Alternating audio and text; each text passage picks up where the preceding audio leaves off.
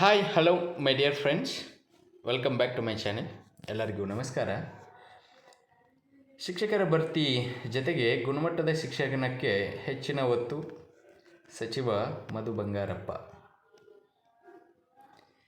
ಕಲ್ಯಾಣ ಕರ್ನಾಟಕ ಭಾಗದಲ್ಲಿ 5,800 ಸೇರಿ ರಾಜ್ಯಾದ್ಯಂತ 11,000 ಶಿಕ್ಷಕರ ನೇಮಕಾತಿ ಭರ್ತಿ ಕಾರ್ಯ ಪ್ರಗತಿಯಲ್ಲಿದ್ದು, ಬರುವ ಜೂನ್ನಲ್ಲಿ ನೂತನ ಶಿಕ್ಷಕರ ನೇಮಕಾತಿಯಾಗಿ ಪಾಠ ಮಾಡಲು ಹಾಜರಾಗಲಿದ್ದಾರೆ ಎಂದು ಶಾಲಾ ಶಿಕ್ಷಣ ಮತ್ತು ಸಾಕ್ಷರತೆ ಸಚಿವ ಆಗಿರ್ತಕ್ಕಂಥ ನಮ್ಮ ಗೌರವಾನ್ವಿತ ಶಿಕ್ಷಣ ಮಂತ್ರಿಗಳು ಮಧು ಬಂಗಾರಪ್ಪ ಅವರು ಹೇಳಿರ್ತಕ್ಕಂಥದ್ದು.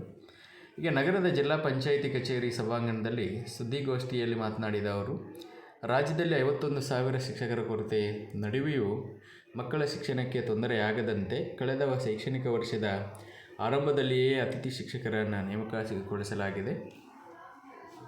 ಶಿಕ್ಷಕರ ಭರ್ತಿಗೆ ಜೊತೆಗೆ ಗುಣಮಟ್ಟದ ಶಿಕ್ಷಣಕ್ಕೆ ನಾವು ಒತ್ತನ್ನು ಕೊಡ್ತಾ ಇದ್ದೀವಿ ಅಂತ ಹೇಳ್ಬಿಟ್ಟು ಅವರ ಒಂದು ಅಭಿಪ್ರಾಯವನ್ನು ವ್ಯಕ್ತಪಡಿಸಿದ್ದಾರೆ. ಹಳ್ಳಿ ಮಕ್ಕಳಿಗೆ ಖಾಸಗಿ ಕಾನ್ವೆಂಟ್ ಶಾಲೆ ಮೀರಿಸುವ ಗುಣಮಟ್ಟದ ಶಿಕ್ಷಣ ಒದಗಿಸಲು ರಾಜ್ಯ ಸರ್ಕಾರ ಬದ್ಧವಾಗಿದ್ದು, ಆಯವ್ಯಯದಲ್ಲಿ ಘೋಷಿಸಿದಂತೆ ಮುಂದಿನ ದಿನದಲ್ಲಿ ರಾಜ್ಯಾದ್ಯಂತ 900 ಹೊಸ ಕರ್ನಾಟಕ ಪಬ್ಲಿಕ್ ಶಾಲೆ ನಿರ್ಮಿಸಲಾಗುತ್ತದೆ. ಹಾಗೆಯೇ ಶಾಲಾ ಶಿಕ್ಷಣ ಇಲಾಖೆಯಿಂದ 600 ಹಿಂದುಳಿದ ಅಲ್ಪಸಂಖ್ಯಾತ ಕಲ್ಯಾಣ ಇಲಾಖೆ, CSR ನಿಧಿಯೂ ಕೂಡ ತಲಾ 100 ಸೇರಿ 900 ಶಾಲೆಗಳನ್ನು ನಿರ್ಮಿಸಲಾಗುತ್ತದೆ.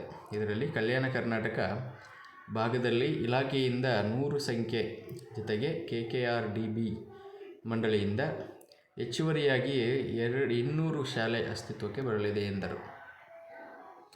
ಹೊಸದಾಗಿ 900 KPS ಶಾಲೆ ಜೊತೆಗೆ ಪ್ರಸ್ತುತ ಅಸ್ತಿತ್ವದಲ್ಲಿರುವ 309 ಮಾದರಿ ಶಾಲೆಗೆ ಹೆಚ್ಚಿನ ಅನುದಾನ ನೀಡಿ ಮೂಲಸೌಕರ್ಯ ಬಲವರ್ಧನೆ ಮಾಡಲಾಗುವುದು.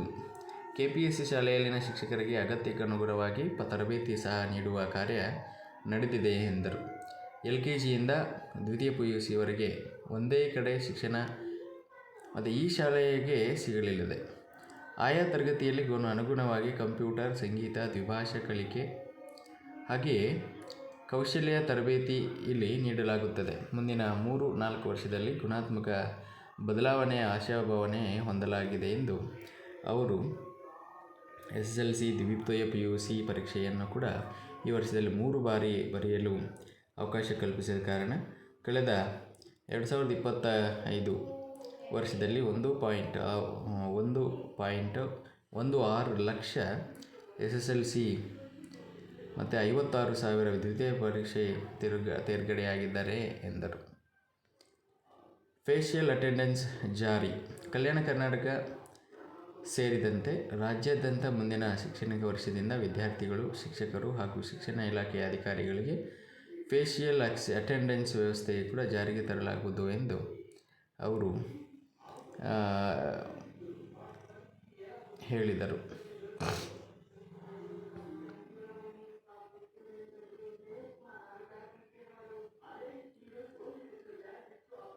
ಹಾಗಾಗಿ ಈ ಒಂದು ಹಾಜರಾತಿಯಲ್ಲಿ ಪಾರದರ್ಶಕತೆಯನ್ನು ಮತ್ತು ಶಿಸ್ತನ್ನು ಕಾಯ್ದುಕೊಳ್ಳುವ ಉದ್ದೇಶದಿಂದ ಈ ವ್ಯವಸ್ಥೆಯನ್ನು ಅಳವಡಿಸಲಾಗುತ್ತಿದೆ ಇದ್ದು, ನಕಲಿ ಹಾಜರಾತಿ ಹಾಗೂ ಗೈರುಹಾಜರಾತಿಗೆ ಕಡಿವಾಣ ಹಾಕಲು ಇದು ಸಹಕಾರಿಯಾಗಲಿದೆ. ಮತ್ತು ಶಾಲೆಯ ಕಾರ್ಯನಿರ್ವಹಣೆ, ಶಿಕ್ಷಕರ ಸಮಯ ಪಾಲನೆ ಮತ್ತು ವಿದ್ಯಾರ್ಥಿಗಳ ನಿಯಮ ಹಾಜರಾತಿಯನ್ನು ಕೂಡ ಪರಿಣಾಮಕಾರಿಯಾಗಿ ಮೇಲ್ವಿಚಾರಣೆ ಮಾಡಲು ಈ ತಂತ್ರಜ್ಞಾನ ನೆರವಾಗಲಿದೆ ಎಂದು ಸಚಿವ ಬಂಗಾರಪ್ಪನವರು ಹೇಳಿದ್ದಾರೆ. ವಿಧಾನ ಪರಿಷತ್ ಶಾಸಕ ಜಗದೇವ